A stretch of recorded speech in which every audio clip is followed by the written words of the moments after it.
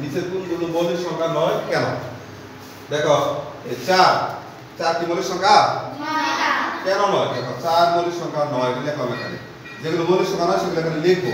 আচ্ছা, মৌলিক সংখ্যা নয় কেন নয়? এর গুণনে কয়টি? 3টি। যেমন 4 কি দ্বারা ভাগ যায়? 1 দ্বারা যায়, 2 দ্বারা যায়, 4 দ্বারা যায়। এগুলো হচ্ছে তার গুণনীয়ক। এটা কি? গুণনীয়ক। অর্থাৎ কোন সংখ্যা যে সংখ্যা দ্বারা বিভাজ্য হয় সেটা হচ্ছে তার গুণনীয়ক। 3টা গুণনীয়ক। মৌলিক সংখ্যা হতে হলে কয়টা গুণনীয়ক থাকতে হয়? 2টা। কিন্তু এখানে আছে 3টা, তাহলে এটা মৌলিক সংখ্যা নয়, জৈব সংখ্যা। 9 এর গুণনীয়ক কয়টি? দেখো 9 1টা যায়, 3টা যায়, 9টা যায়। তাহলে কয়টি? 3টি। তাহলে মৌলিক সংখ্যা মৌলিক সংখ্যা 9। 21 মৌলিক সংখ্যা 9 এর এক দুইটার বেশি গুণনীয়ক আছে। 3 7 21 3টা যায়, 7টা যায়, তাই না? তাহলে 21 মৌলিক সংখ্যা 9। 33 3 11 33 অন্য সংখ্যা দ্বারা বিভক্ত হয়, মৌলিক সংখ্যা 9 এটা। 37 মৌলিক সংখ্যা 1 এবং 37 ছাড়া অন্য কোনো সংখ্যা দ্বারা বিভক্ত হয় না, তাহলে এটা মৌলিক সংখ্যা। 43 এটাও মৌলিক সংখ্যা। এটা কি? এটার গুণনীয়ক কয়টি? 2টি, 1 এবং 43। 49 কি দ্বারা বিভক্ত হয়? এটা 1 দ্বারা, 49 দ্বারা, আবার 7 7 49 7 দ্বারা বিভক্ত হয়। তাহলে গুণনীয়ক কয়টা হলো? 3টা, 2টার বেশি হয়ে গেছে, তাহলে এটা মৌলিক সংখ্যা নয়। 57 3 1 3 3 9 27 3 দ্বারা বিভক্ত হয়। এটা মৌলিক সংখ্যা নয়। 57 মৌলিক সংখ্যা নয়। দেখো 57 গুণনীয়ক কয়টি হলো? 1 3 19 57 কয়টি গুণনীয়ক? 4টি। 1 2 3 4 4টি গুণনীয়ক। তাহলে এটা কি? মৌলিক সংখ্যা নয়। আর কি বলো? 59 এটা মৌলিক সংখ্যা, 2টা গুণনীয়ক। তারপর বলো 63 মৌলিক সংখ্যা নয়, 7 9 63। আচ্ছা, তারপরে 67 এটা মৌলিক সংখ্যা, এটা গুণনীয়ক 2টি, 1 এবং 67। তাহলে এইগুলো হচ্ছে মৌলিক সংখ্যা নয়। কেন নয়? ইত্যাদি মৌলিক সংখ্যা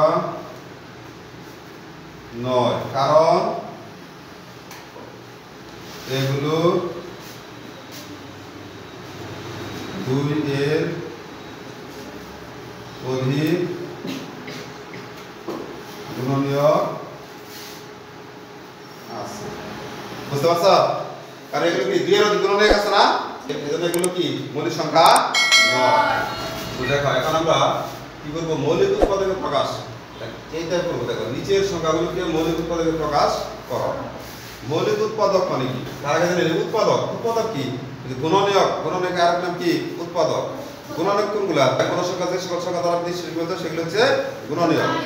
মৌলিক উৎপাদক মানে কি?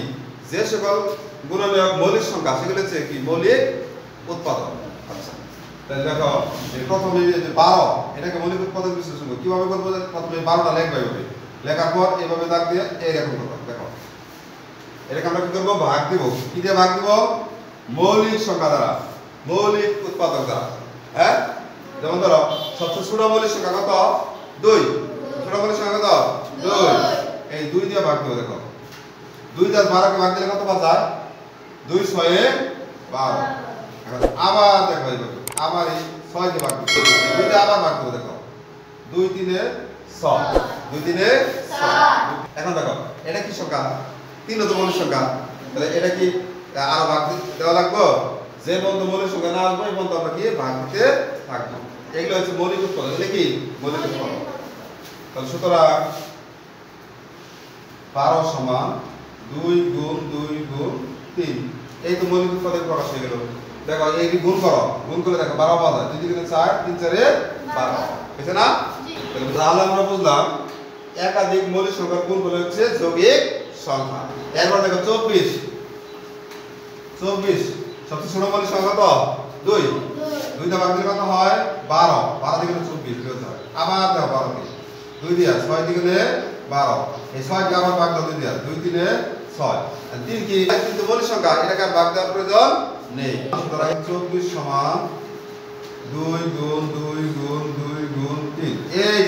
এই পাশেগুলো এবং এই নিচেরটা সবগুলো কি করব? আমরা গুণ করব। গুণগুলো দেখো 24 হয়।